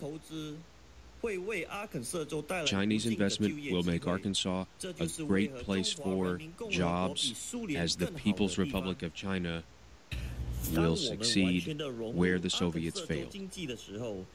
As we build our roots deep in Arkansas, we are thrilled with the potential new ideas and advancement we will share with our people back home. Soon we will have the world's largest runway in the South China Sea, and we thank Arkansas for contributing to our noble cause. In closing, once we make China great again, all of you will see the glory of the revolution of Mao. And Arkansas, whatever you do, please never call the FBI. Paul Harrell, Parrot.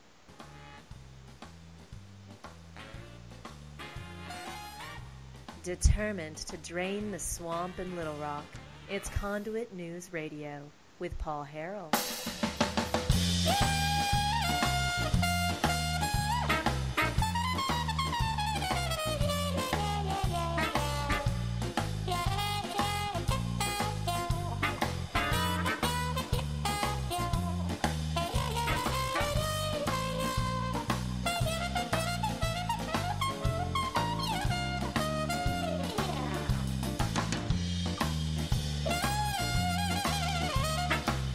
All right, folks, welcome back to the program today.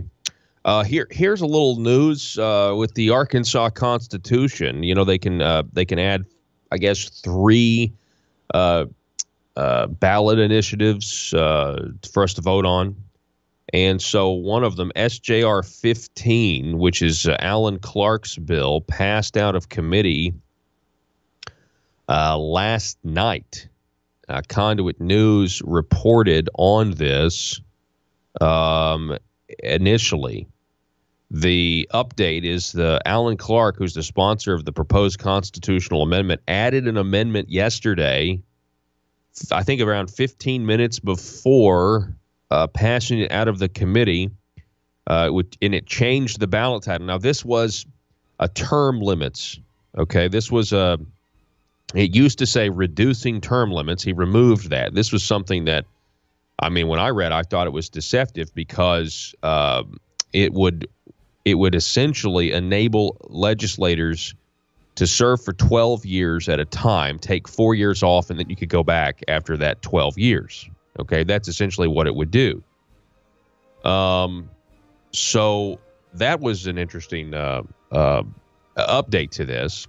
And it has passed out. So this may be one of the ones that they end up going forward with, is the term limits, or tweaking the term limits essentially, originally, the Conduit News article, a proposed constitutional amendment would change term limits for legislators to provide lifetime service. I mean, that's still accurate because you would be able to serve throughout your life as long as once you reach that 12 years in office, you have to take 4 years off.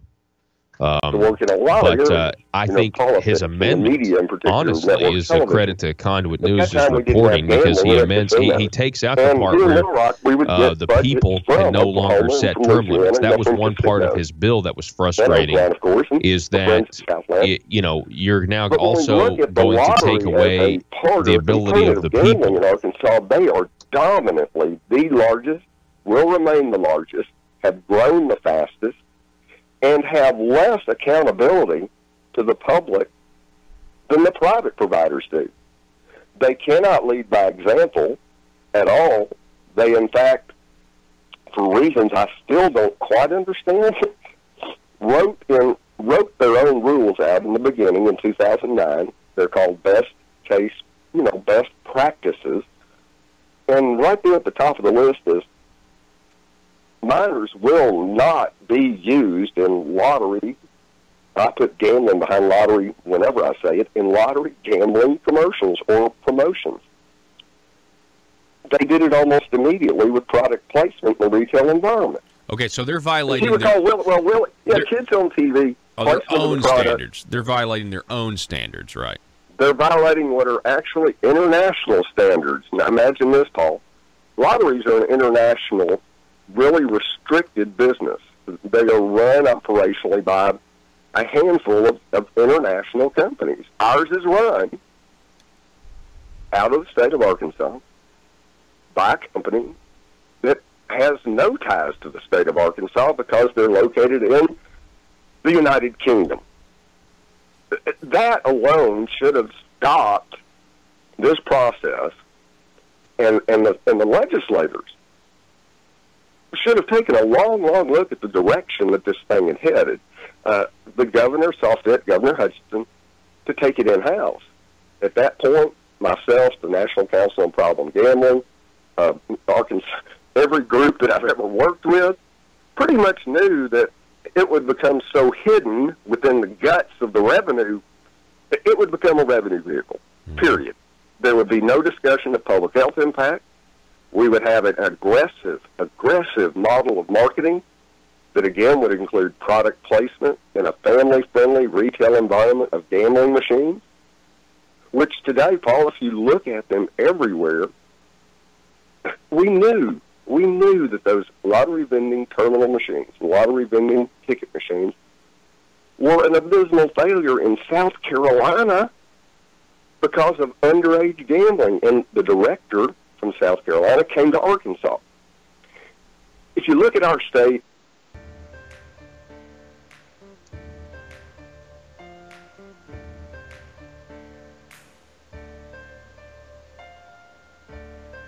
bringing you your daily dose of truth. It's Conduit News Radio with Paul Harrell.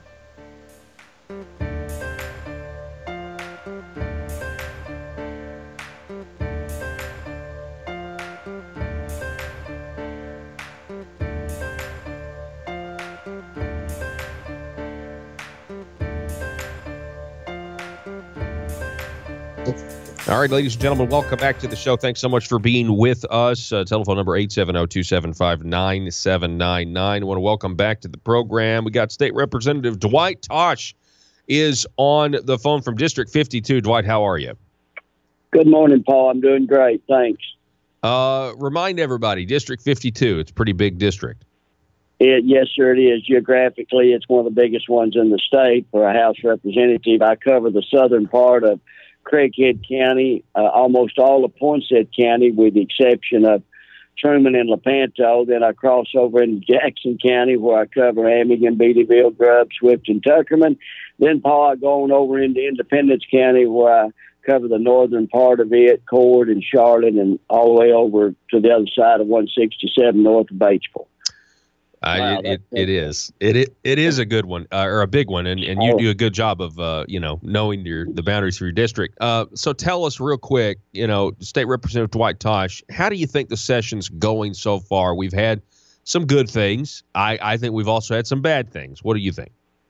I think you're exactly right. I think we have had some good things, and I know personally that, you know, I've been busy with a lot of legislation, and of course, this is my first year to actually chair a committee, and it's I just didn't realize how time-consuming that was, and sometimes how overwhelming it can be. But I thoroughly enjoyed it, and appreciative of the opportunity that, to be entrusted with that responsibility. But my bills personally that I've ran, I guess the one that I've enjoyed the most, or I've enjoyed all of them, but the one that I'm really the most proudest of is the one that where we actually transferred it was temporary legislation where we moved the Community of Corrections abandoned building there at Pine Bluff and converted that over to the veterans group for them to have a place to house our veterans. And that's a nonprofit organization, Paul, so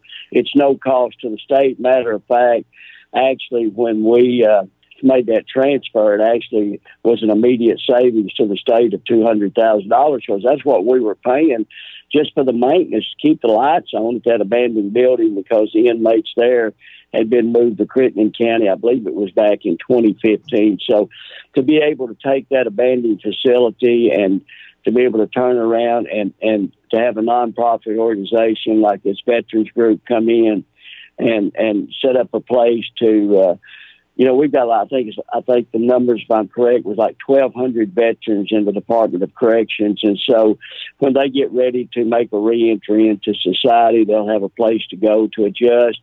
Veterans returning from the war zone or having problems with some type of dependency, they'll have a place to go. And just our veterans that are out here in cardboard boxes, they've got a place now to go for a shelter. So I guess that bill was the most exciting one for me. And, I was really thrilled to be able to get that one through. Now, you're the chairman of, is it state agencies? Yes, sir. I'm the chair of state agencies, and you've been around the Capitol quite a bit, and you know that some committees just seem to, there's a lot of legislation that's assigned to those committees, and of course, state agencies is one of those committees. It has an extremely high volume of bills that are assigned to it, and but we've been moving pretty good. We've been meeting in the mornings, and then we'll turn around and meet again in the afternoons upon adjournment to try to keep our agenda caught up. And so far, so good, because we, state agencies had a lot of additional stuff other than just a regular agenda. That's where the transformation bill came, and also it's the state agencies that narrows down and here's the constitutional amendments that we refer out to the voters, and we're still working through that process and trying to think what else. I mean, but that's added to that committee. But we got a great committee, and I've really enjoyed it. You're also on the House Judiciary Committee. There was a bill, I believe you were in support of, Richard Womack's bill, House Bill 1690. I think it's 95. Anyway, it didn't run it didn't run yesterday. What are your thoughts on that about gun-free zones? Well, it's actually the House Bill 1690. Well, you may be right. I think it was 94, but anyway. Yeah, 94, but yeah. Yes, sir. You're right. I did support that bill, and Representative Womack, I had visited with him. He's also serves with me on state agencies, and so we had met the evening before or the afternoon before, and he told me at that time that he was not going to run the bill the next day. He was going to pull it down.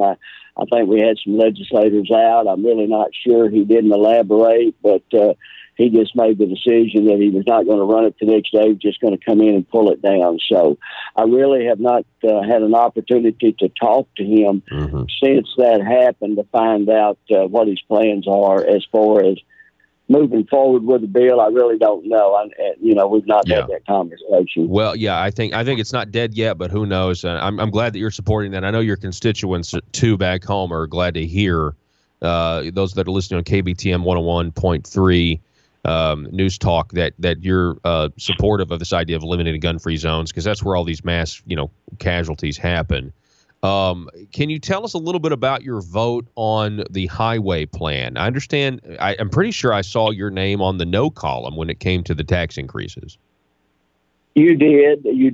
Obviously, the bill passed, but I was a no vote. And, you know, I've made a promise and told my constituents that, that I would not vote for gasoline tax increase. And, of course, that was included in the funding bill. And, just trying to remain true to my word. And that's what I did. I voted no because I was just hoping that we could find the money, and I realize, and I understand our infrastructure is in bad shape, and we need to do something about it. But I just wasn't comfortable raising voting to raise the gasoline and diesel tax.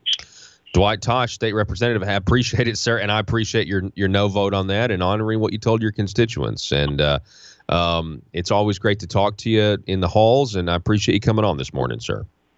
Thank you. Look forward to seeing you sometime today around the Capitol. Okay. It's always great. All righty. Thank you, sir. State Representative Dwight Tosh, everybody. We're going to reset here, take a break. Mr. Josh Waters, the infamous Mr. Josh Roll Call Waters, is in studio. He's sitting right here next to me, and we're going to get to him and his analysis in just a moment. Don't go anywhere. Russellville-based firearms manufacturer Omega are making clones of the most notable German firearms in the world.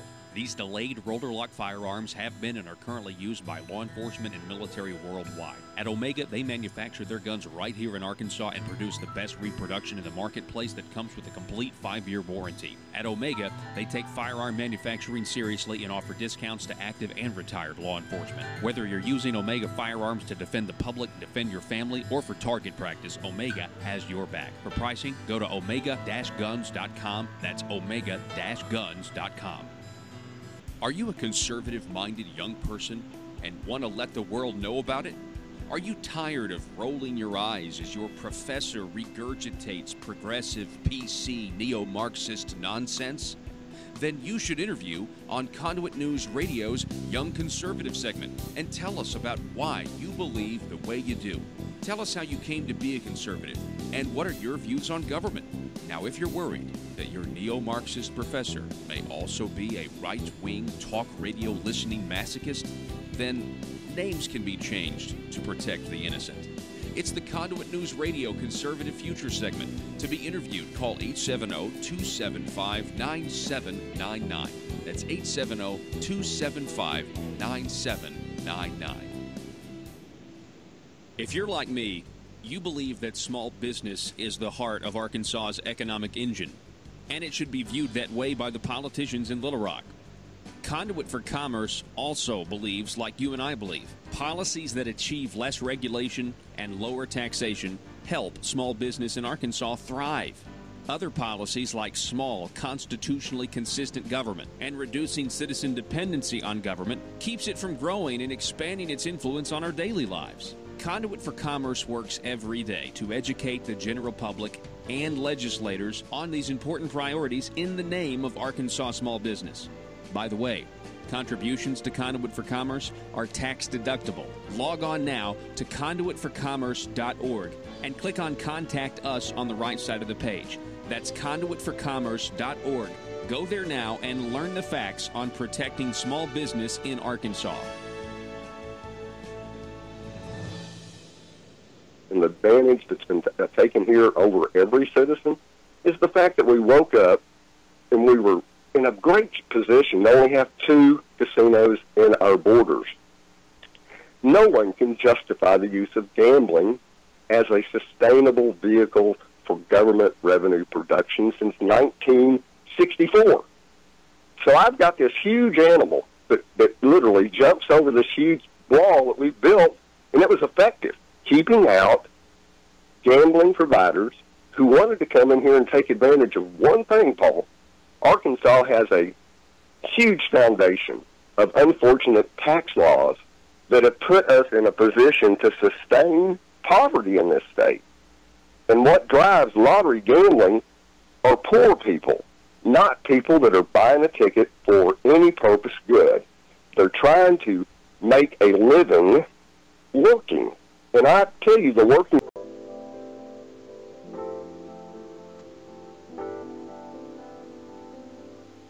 money, power, prestige,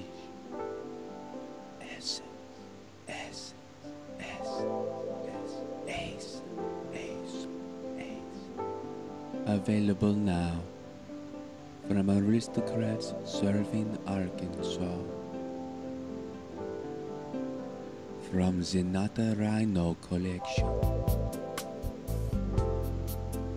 the fragrance of backroom deals,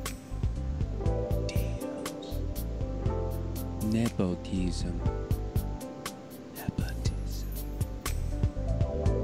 the aroma of higher taxes, subliminal deception, deep state, ace, made right here in Arkansas by a taxpayer-funded Chinese factory.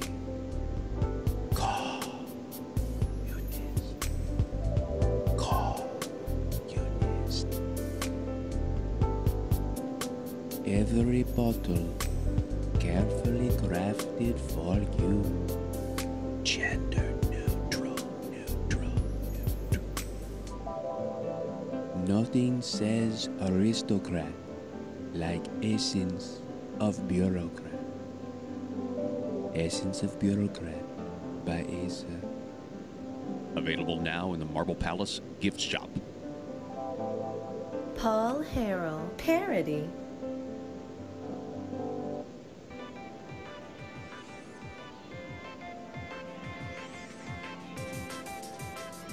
Conduit News Radio with Paul Harrell is building a liberty machine. Find out more at conduitnews.com.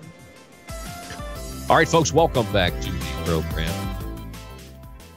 The aroma of higher taxes. Welcome. We got Josh Waters in studio with us. Josh, it's always great to have you, sir. Hey, it's good to be here, Paul. Good morning. All right, so tell us a little bit about, we missed our normal, regularly scheduled update yesterday, the Conduit Week 8 scorecard. It's a short week, first of all, so I understand we're just kind of going to review some legislation that's been scored, is still maybe out there, correct? Yeah, at this point in the session, it's almost getting hard to keep track of what is where. So I thought it'd be a good idea to maybe get back on and let people know, okay, this bill is in this stage. And so when we look through past week's scorecards, the big things that obviously stick out are the tax bills, right? So the gas tax, that has passed, just the straight gas tax increase, Senate Bill 336, that's been signed into law. October 1, 2019, you're going to be paying more at the pump, right?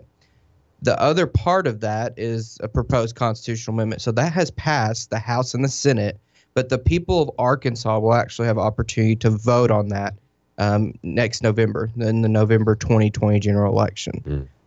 So the legislature's there, they've done their part. They've, stamped their sign of approval or of not allowing a half-cent sales tax to expire. That's right. Continuing and really it's a brand new tax. It is a new tax because, Paul, what's set up now, like you said, was set to expire, right? And so we hear this, well, we don't need to adjust the will of the people. The will of the people on that vote was, yes, we agree for 10 years to pay a little more in sales tax to help our roads. Now they're coming back with a new tax, a new proposal, and saying, well, we want to extend this, make it permanent, a permanent 0.5% sales tax increase. So the people will vote on that. That's where that bill is. The other two big tax bills, I think everyone's probably very interested in. One that kind of caught some people off guard, at least the EITC part, but the bill that's going to raise $100 million in cigarette and vaping taxes and then offset that with a new welfare type program, the earned income tax credit. That you've covered very well the last few days. That bill could be heard on the floor today. It went through an amendment process yesterday on the floor. Looks like it'll be on the floor today. So that's a big piece of legislation. And then the internet sales tax bill, which also includes some corporate tax reforms. That bill has not been heard in committee. I know Bart Hester told the newspaper over the weekend he was going to wait and run it next week with this short week. So we'll probably expect that Monday or Wednesday of next week in the Senate Revenue and Tax Committee. This earned income tax credit is interesting because yesterday the earned income tax credit is going to raise the taxes on cigarettes and tobacco and vaping, but yesterday they just raised the age to 21 to buy tobacco, and they also had tax increases on cigarettes in that bill as well, correct? That's correct. There's some increase on the cigarette paper. That's how they tax it. And then also in that was kind of the low-level floor. Not an expert on that, but right now it's basically says 7.5%, and that's raised it to 9.5%. So there were increases there, and that money is going to be directed to the Cancer Institute in that bill. So that's one cigarette tax increase bill, but the really big one is that's going to be huge. You know, Paul, you covered it, but sitting there and watching these small business owners sit in front of a committee and say, if you pass this tax increase, I'm going to have to shut my business. I'm going to have to lay off single mothers. I'm going to have to lay off, people who have families that are working paycheck to paycheck. And almost unfazed by that, that was really concerning. Yeah, well, especially with Senator Hendren sitting right there next to them, and he's just unfazed. I don't know if there's ever been a snapshot of elitism than that moment right there, as he's sitting there, and these people are. And one of the business owners kept looking at him and being like, and he wouldn't make eye contact, but he kept looking at him, being like, I'm going to have to fire 2 employees if this goes through, because there's just. Because our business is going to decrease, this is going to disincentivize commerce, and yet the Republicans on the committee, I guess because vaping is considered to be maybe socially less acceptable, they didn't care about punishing their business. It's time for them to pay up, even though they're already paying taxes. It's not like they're not paying taxes, but they want them to pay more taxes. Yeah, that's kind of, I think, probably why they're doing it this way. Smoking, vaping is seen as a vice. Most people don't do it. Most people, I think, would agree it's not good for you. Let's not do it. But it goes kind of go back to the freedom issue. Kind of let people do what they want as long as it's not hurting anyone else. Yeah, the non-aggression principle. But to take it a step further and to hear, the aspect, how is this going to impact small business in our state, the people who own a vape shop. That was really concerning. So that bill on the Senate floor today most likely will get a vote, and then head on over to the House if it passes out. What about this bill that would allow? there was a Conduit article on it to allow legislators. It was billed as an ethics reform or ethics reform, but it's going to allow them to use campaign contributions to pay for their own apartments in Little Rock. Oh, yes. This passed out late yesterday evening at the very end of the day in Senate state agencies. So it passed out of committee. To remind you, this was a bill that in the title talks about all these great things it's going to do to reform and try to stamp out corruption, and you can't use your campaign money for certain things. But then in the bill it says, but you can use your campaign money to buy yourself an apartment. Yeah, I think they made an amendment that I guess they thought it would make it sound better but you also have to use part of your per diem or a significant portion. I can't remember the exact language. That's true. So they added an amendment to make it sound less bad, but I think that almost highlights how bad it was to start with. But that did pass out yesterday as amended. And so that'll go to the full Senate floor now. Okay, I definitely want to look more at that amendment. What else? What else do we have? There is some talk, a lot of talk about the minimum wage bill. So just to give an update on that. Yeah, Robin Lundstrom, State Representative Lundstrom, yes. She was on the program on Friday. She getting a lot of heat from leftists, and her own party abandoned her. And I will say this. She may disagree with this characterization, but the Republican Party of Arkansas threw Robin Lundstrom under the bus right after the governor said he wouldn't support adjusting this minimum wage increase that's going to be bad for small business owners. And then the Republican Party of Arkansas officially, Doyle Webb, said this is the same thing. They respect the will of the voters. Not on the sales tax increase. Not on, only only on this. Yeah. And so here we are. And so on Friday, Robin said she was moving forward. What's the update? Yes. So yesterday on the House floor, Robin did an amendment that would make sure, because her intention all along was to say, hey, let's freeze it at the 925, which is where we're at now, for these small businesses, for students, for small nonprofits. And so she had an amendment to put extra language in to make it crystal clear that that was her intent. That's what we're trying to do here. So that was amended yesterday. So this bill has to get a 2/3 vote, though, in both chambers, because it was initiated at. And so I think with the political realities, that's going to be tough. But when you look at the numbers, there's 76 Republicans in the House. They can stand to lose 9 and still pass this. Yeah. So it's still very possible, you would think, just based on the numbers. Yeah. So that's where that bill is at right now. Yeah, and I hope that the Republicans do the right thing. I think, like you said, with 76 Republicans, I have a feeling, though, the Republicans that maybe are maybe really Democrats, but they have an R next to their name, they're going to vote against this thing. It'll be interesting to see. And look, you want to respect the will of the people, but the bottom line is I get that that principle, but the fact is you have a majority of this state that are not small business owners going to the polls and voting themselves more money from employers who actually own their small business. I mean, think about this. Yeah. And this really goes to the very heart of why the minimum wage is wrong, because you have the government telling people how they can sell their labor and telling the employer what they have to pay for their labor. And it actually hurts people on both sides. But, of course, most people believe that a higher minimum wage is going to be good for them. And the reality is it's not. It means less jobs. And it means higher prices. Eventually, everything catches up. We're running out of time, Josh. What else you got? A good bill that was scored positively was this bill that would provide more transparency in county government. What's your county budget looking like? Yeah. That passed out of the Senate yesterday, the full chamber. So now that'll go to the governor. So a good bill there. I know you highlighted earlier today, and I had on this list about Representative John Payton's bill it would take it from $4,000 to $7,500 on the sales tax exemption for used car sales. So good bill there. Access to health care, APRN bills, those failed a few weeks ago. I haven't seen those. Optometry bill, though, got out of the Senate Public Health. That's right. The Senate Public Health is persnickety when it comes to legislation like that, expanding the scope of practice. So good to see that, be on the House floor today. I'm sure that's going to draw a lot of debate.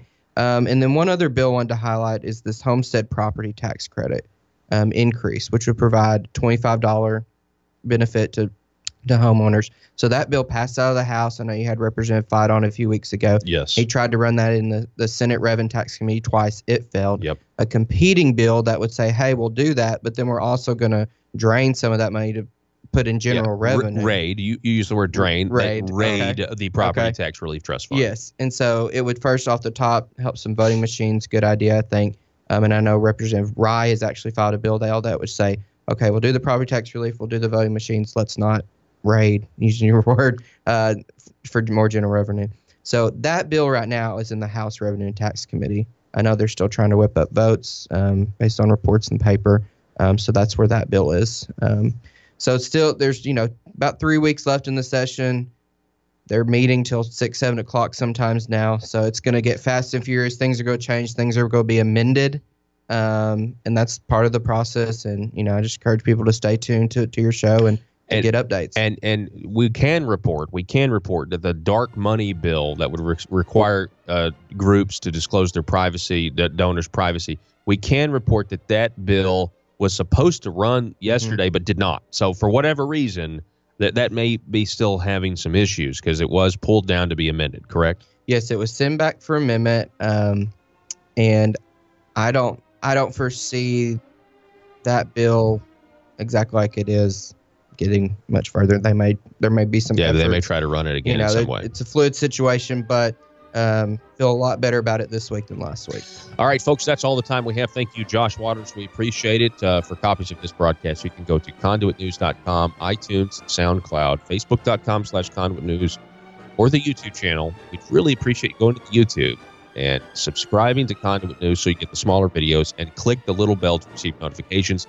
We'll see you tomorrow. We'll be back in our regular digs tomorrow in studio. Arkansas, be safe.